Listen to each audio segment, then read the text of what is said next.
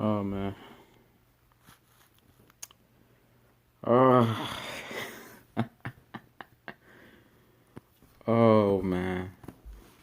What a game, what a game. Uh I don't know what to go over first.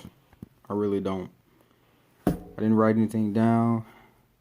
I ain't take no notes of anything. Really all I can do is go by memory. I know Brady had at least like 290 or 280 passing yards, no TDs, one interception.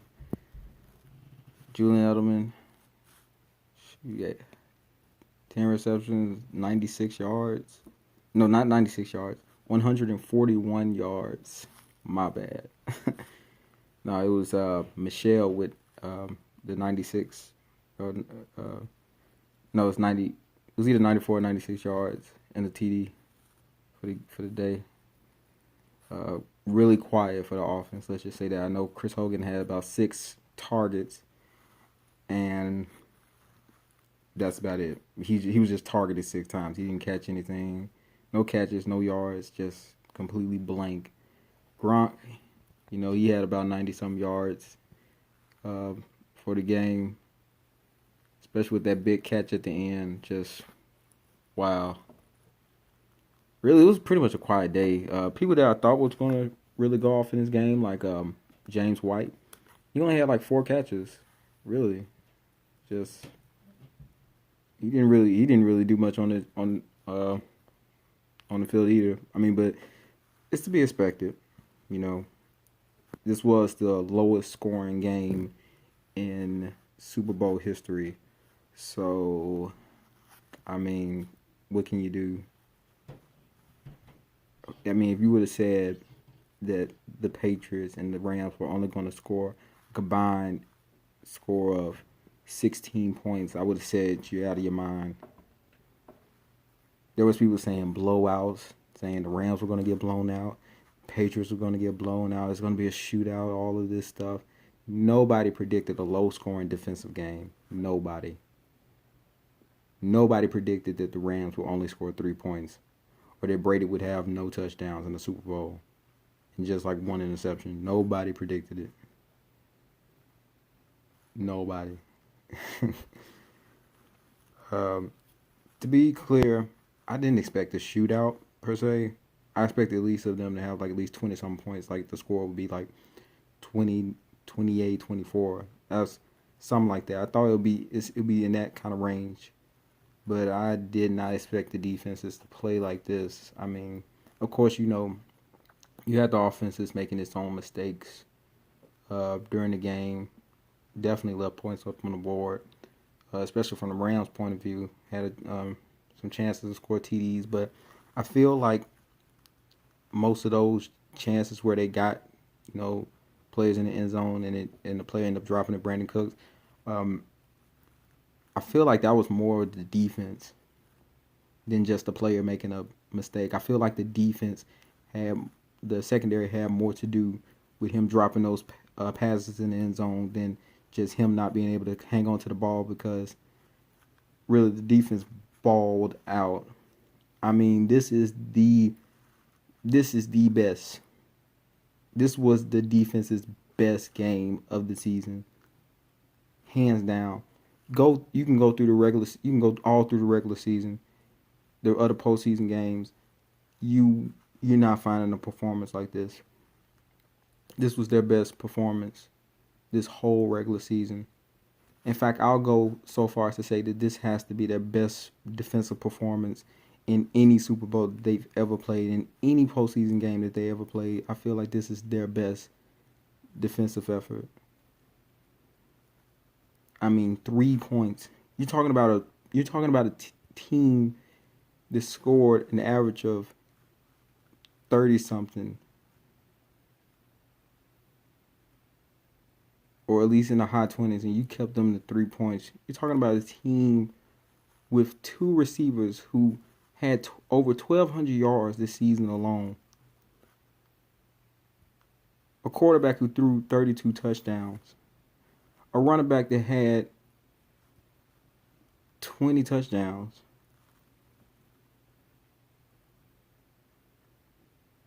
And you telling me that they only scored 3 points? You telling me that they had two running backs, both who didn't get over, I want to say 60 yards. The two of them, not combined, but just just separate. Like they didn't even get over 2 yard, 50 yard. I mean, excuse me, 60 yards rushing. That is insane. That is insane. That is a defensive effort if I've ever seen one.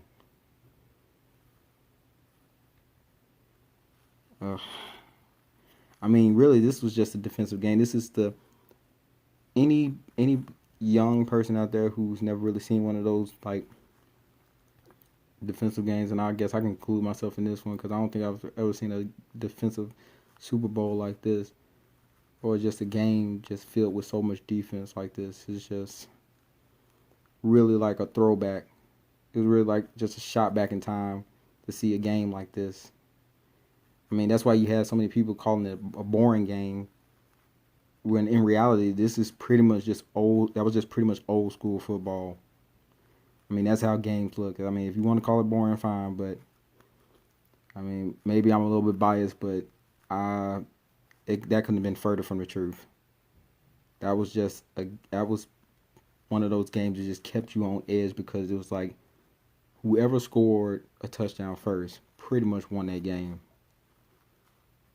I mean, the way the defenses were playing, it was just somebody had to score a touchdown, and it went all the way down to the fourth quarter to be decided. Man, shining more light on the defense. Man, they got after Goff.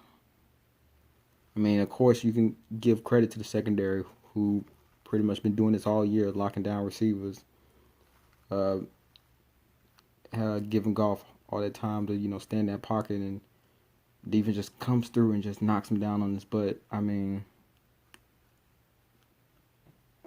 man, this team balled out. Stephon Gilmore, one interception, a forced fumble. I mean, they didn't recover it, but still, like, this guy, he balled out. Oh, man. It's not all you can say about the game. Special teams, Cordell Patterson, he had probably 2 returns. The first return was just, like, amazing. I felt like, looking at that, I was like, if that's how it's going to be for the rest of the game, then we got this, because he had put us in really good field position for that first return. So I was like, oh, if it's going to be like this, then they got this. But they did their best to not, give him any type of chances after that. Really, if you want to be honest, this was like a battle not only of the defense but the special teams, because these punters were on fire. I mean, these punters were on fire. It was hitting things inside the 5, just over and over and over again. I mean, they was kicking to save their life. Really. Like, if a punter could be an MVP, Ryan Allen should be the MVP. I mean, I know the Rams punter, he had a record long 65-yard punt. But that crazy punt that Ryan Allen had, where it bounced like from the 1, I had never seen a punt really do that. I thought that was only something that happened in video games. Like the ball bounced off of the 1, and it didn't go forward. It went backwards. You know what type of backspin was on that ball? Crazy, just completely bananas. Oh man. So special teams, I'm giving them a. I got to. I have to give them an A. I'm starting with the special teams. Defense gets an A+. I didn't think I ever see it when I give the defense an A+, but they get an A+++. You feel me? I mean, you keep a high scoring team like that to set the number 2 scoring team in the league to 3 points. I knew it was over when I had a feeling like before the game started, looking at how they dealt with the Chiefs in that first half in the AFC Championship. I'm feeling like if they can do this to that, if they could do that to that offense and keep them scoreless in the first half, then what's to stop them from keeping another team scoreless in the first half? Because obviously they have the ability to do it. I mean, you look at the first half of all of these postseason games, and the number of points that they allowed is 7. That's crazy.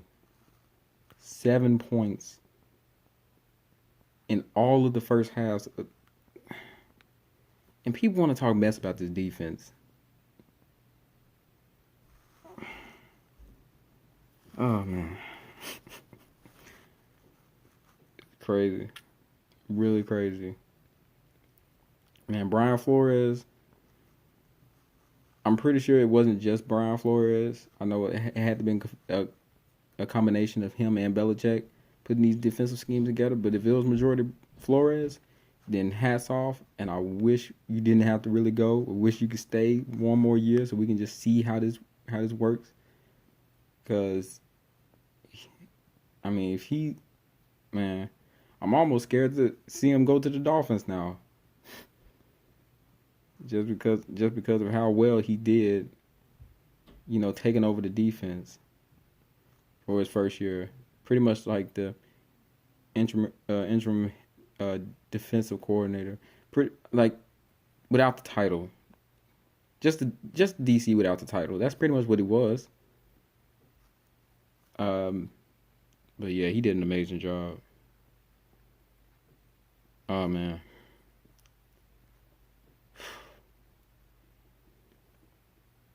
Super Bowl MVP is Julian Edelman.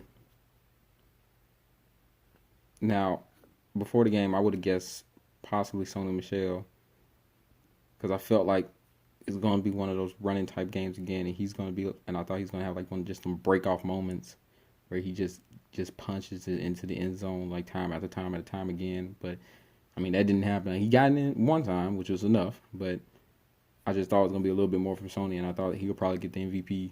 But seeing the job that Julian Edelman did,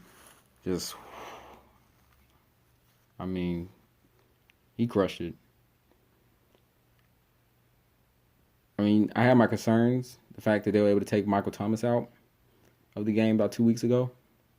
And that Rams defense did a really good job on Michael Thomas. And seeing just a receiver like that just getting taken out of the game completely, it just made me think, like, if they could take him out, what could they do to the Edelman? But seeing who was on him, it was no contest, really, when it came to Edelman. I don't want to get the cornerback's name wrong. Number 23 for the Rams. I'll apologize. I'll just figure it out later. But he could not cover Edelman for the life of him. He was lost. You would see Edelman just scot-free, wide open as can be. He was probably more wide open than he was in that Chargers game. Just all types of space. Like, and at one point they didn't decide to like take somebody else and put him on Edelman. Did not occur. I mean, they had Peters on Hogan. Pretty much had a key on Dorsett or whoever he was covering at that point. But I mean, Edelman on that guy, number 23, wasn't even a contest. Injuries, only one really, and that was Patrick Chung, who got knocked out a little bit earlier in the game. Wasn't as big of a loss. I mean, if you think about it, it is a big loss, but it wasn't as detrimental as I thought it would have been, considering he's just such a big piece of that defense. They just kept it going.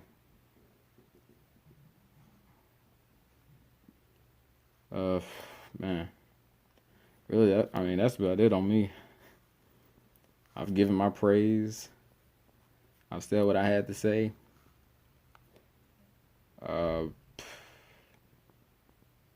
oh yeah, I got a little surprise. I didn't even know that this was gonna be here. Um, I think that's awesome. Um, Family, right? It's crazy. I will be getting my T-shirt, no doubt. Will be, man. I'm just like so just. It doesn't even feel like real to be honest, because of like how the game was. How the game was. It wasn't like one of those moments where you had to like just stand there clenching your seat because it all came down to this one play or something like that, and all like it was a nail biter, but not like the usual Patriot game nail biters that we experience. None like this. We never see like a defensive match like this in any of our Super Bowls. I think this is probably like the widest, like you know, gap in terms of the score. I mean, even though they won by 10 points, like we usually only win by a score or less. So that's something considering the fact that it was just like one of the lowest scoring games of all times in Super Bowl history, and they've had their widest margin in terms of like their points versus the opponent's points. So, I mean, that's crazy.